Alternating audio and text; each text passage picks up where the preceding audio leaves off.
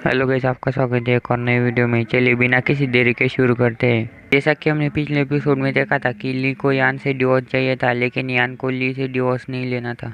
लेकिन तभी यान ने ली को पकड़ लिया था और उसने कहा था कि मुझे तुमसे डिवोर्स नहीं चाहिए, मुझे तुम्हारे साथ ही रहना है। और हमने देखा था कि यान को अचानक से उल्टी आने लग जाती है, जिस पर ली यान से पूछता है कि क्या तुम ठीक हो, जिस पर यान कहती कि हाँ हाँ मैं ठीक हूँ। तभी ली यान से कहता है कि क्या ये इस बारे में है कि तुम्हारे पेट के अंदर किसी और आदमी का बच्चा है, तो फिर हमें इस बारे में तुम्हारे मम्मी पापा को नहीं बताना चाहिए और तुम चिंता मत करो, मैं कल के कल डिवोर्स पेपर का इंतजाम करता हूँ। इस पर यान ली का हाथ पकड़ते हुए कहते कि मुझे बोलने का मौका तो दो, मैंने तुम्हें कोई धोखा नहीं दिया। लेकिन ली यान की कोई बातें न सुनते हुए कहता है कि मेरे फैमिली ने जो भी पैसे तुमसे लिए वे मैं तुम्हें जल्दी से जल्दी लौटा दूंगा। लेकिन तभी ली की सास वहाँ पे आ जाती है और कहती कि क्या सचमुच में तुम दोनों को डिवोर्स चाहिए, लेकिन क्यों। उसके बाद हमें ली का सीन दिखाया जाता है जो कि यान से कह रहा होता है कि तुम रो क्यों रही हो, ऐसा लग रहा है कि मैंने तुम्हें रुलाया है। लेकिन तभी यान उसके माँ से गले लग जाती है। वहाँ पे उसकी मॉम यान से कहती कि यान क्या तुम ठीक हो, और ली से कहती कि ली तुम्हारी हिम्मत कैसे हुई मेरी बेटी को रुलाने की, और यान मुझे बताओ क्या ली तुम्हें परेशान कर रहा है। तभी यान अपनी माँ से कहती कि नहीं नहीं मॉम, ये मेरी गलती है। लेकिन यान की मॉम अलग ही इमेजिन कर रही होती है, जहाँ पे यान कह रही होती है कि ली मुझे छोड़कर मत जाओ, हमारे बच्चे के लिए हो तो रुक जाओ। जिस पर ली कहता है कि किसे परवाह है, मुझे तो सिर्फ डिवोर्स ही चाहिए। ये सारी चीजें ली की सास इमेजिन कर रही होती है और ली से कहते कि ली तुम कमीने कह तुम्हारी हिम्मत कैसे हुई, तुम यान को कैसे छोड़ सकते हो जब उसके पेट के अंदर तुम्हारा बच्चा है, तुम ऐसा कैसे कर सकते हो, तुम किस किस्म के आदमी हो। जिस पर ली कहता है कि ये बच्चा मेरा नहीं है। जिस पर ली की सास कहती है कि तुम ऐसा कैसे कह सकते हो कि यान ने किसी और आदमी के साथ संबंध बनाई है, तुम झूठे कह के।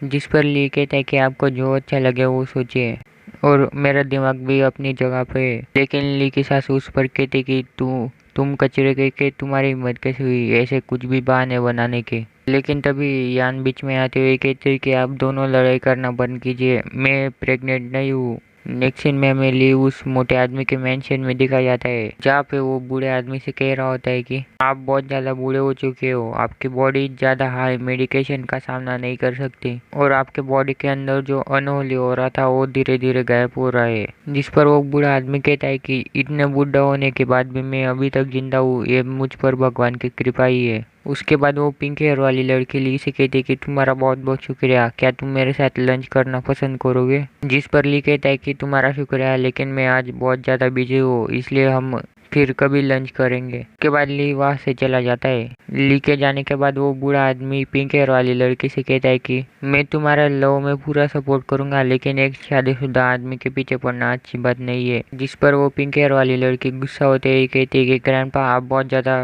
परेशान करते हो मुझे। उसके बाद ली उस मोटे आदमी के मेंशन से बाहर निकलता है कि तभी उसके सामने सेक्रेटरी आ जाते हैं और कहते हैं कि डॉक्टर ली, मेरे ब्रदर इन लॉ ने जो गिफ्ट भेजा था आपके लिए वो आ चुका है। जिस पर ली शॉक होते हुए कहता है कि इतनी लग्जरी कार। फिर से सेक्रेटरी कहते हैं कि यह एक लिमिटेड एडिशन की फरारी है। मेरे ब्रदर इन लॉ को भी इसे पाने के लिए बहुत मुसीबत का सामना करना पड़ा। मेरे ब्रदर इन लॉ को ये डर था कि आपको ये कार बहुत ज़्यादा सस्ती लगेगी, आपको ये कार पसंद आई है तो ये बहुत ज़्यादा अच्छी बात है। लेकिन ली शॉक होते अपने मन में कहता है कि क्या सस्ती।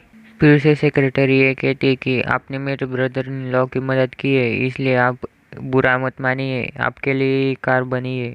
उसके बाद ली उस कार को लेकर वहाँ से चला जाता है और कार चलाते हुए यान की बातें सोचने लगता है, जहाँ पे वो कह रही होती है कि मैं प्रेग्नेंट नहीं हूँ, लेकिन मैं जब से यूनिवर्सिटी में गई हूँ तब से मुझे एक अजीब सी बीमारी हो चुकी है। जब भी मैं किसी आदमी के जरा सा भी पास जाती हूँ तब तब मुझे उल्टी आने लगती है, इसलिए ली मैं तुमसे हमेशा ही दूरी बनाए रखती हूँ। मैंने इस बीमारी के बारे में बहुत से डॉक्टरों को बताया, लेकिन किसी के पास इसका इलाज नहीं था। और ली कहता है कि यान को एक अजीब सी बीमारी है और ऐसा भी नहीं लग रहा कि वो प्रेग्नेंट है। क्या ऐसा हो सकता है कि यान पर कर्ज लग चुका है। छोड़ो जाने दो, आज मेरे पास बहुत ज़्यादा टाइम है, इसलिए मैं यान को उसकी यूनिवर्सिटी से पिक कर लेता हूँ।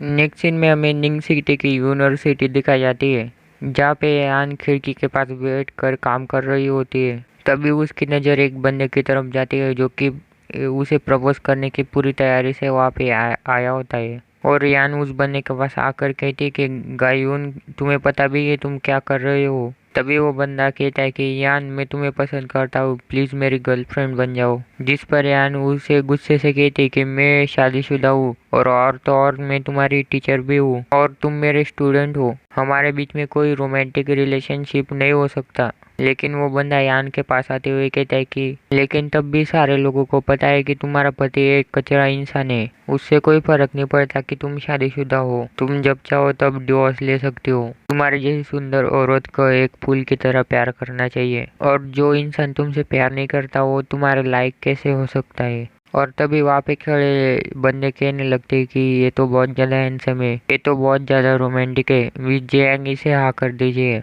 लेकिन तभी वो बंदा फिर से यान से कहता है कि क्या तुम वो फूल बनना पसंद करोगी जिसे मैं अपनी ज़िंदगी भर प्यार करता रहूँ। जिस पर यान वहाँ से जाते हुए कहती कि मैं तुम्हें मना करती हूँ। लेकिन वो बंदा यान का रिजेक्शन सुन के वहाँ से जाता नहीं है, उल्टा उसका हाथ पकड़ के उसे हक कर लेता है और कहता है कि लिटिल किटन, मैं तुम्हें यहाँ से जाने नहीं दूंगा जब तक तुम मुझे हाँ नहीं कह देते।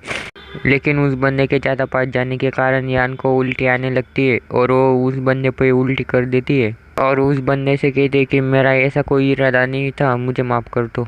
लेकिन वो बंदा चिल्लाते हुए कहता है कि मेरा लिमिटेड एडिशन वाला आर्मन का शर्ट नहीं, ऐसा नहीं हो सकता। और यान से कहता है कि तुम मुझे मेरे पैसे दो, इस शर्ट के पैसे वापस करो। तभी वहाँ पे लिन की कार आके रुकती है, जिसे देखकर वहाँ पे खड़े बंदे कहने लगते हैं अरे देखो ये तो लिमिटेड एडिशन वाली फरारी है। इस कार के सिर्फ 200 यूनिट बने थे और इस कार की कीमत 3 करोड़ रुपए है। और वहाँ पे खड़ा दूसरा बंदा कहता है कि उसके सामने तो इसकी कार कुछ नहीं है। तभी यान उस कार की तरफ देखती है और कहती है कि कौन इतनी महंगी कार को ले सकता है। तभी उस कार में से ली बाहर आता है और कहता है ओ तुम यहाँ पे हो, चलो जल्दी घर जाना है हमें। तभी ली की ऐसी बातें सुनकर यान बहुत ज़्यादा शॉक में चली जाती है। लेकिन ली कहता है कि चलो जल्दी आ जाओ।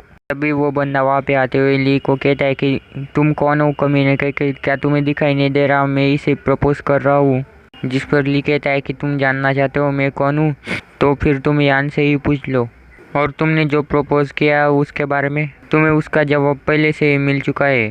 तो गाइस ली उस उल्टी के बारे में बात कर रहा है, यानी कि ली उस बंदे से ये कह रहा है कि तुम्हारे औकात सिर्फ उल्टी की तरह ही है। तो गाइस वीडियो होता है यहाँ पे ख़त्म, हम मिलेंगे अगले एपिसोड में, तब तक के लिए बाय बाय।